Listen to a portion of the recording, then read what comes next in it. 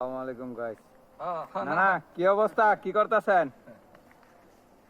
যে আমাদের নেতা নিজস্ব সবজি নিজে দেখাশোনা করে এবং সকল মানুষের সুখে দুঃখে থাকেন।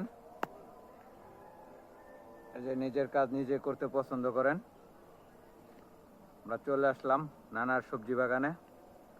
এই যে দাঁড়া, এখন আছে যে ঢেঁড়স, এটাকে বলা হয় ভেন্ডি।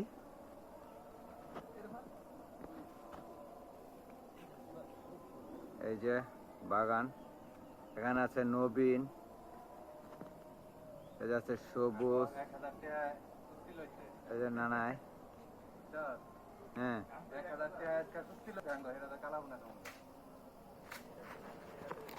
এই যে আমি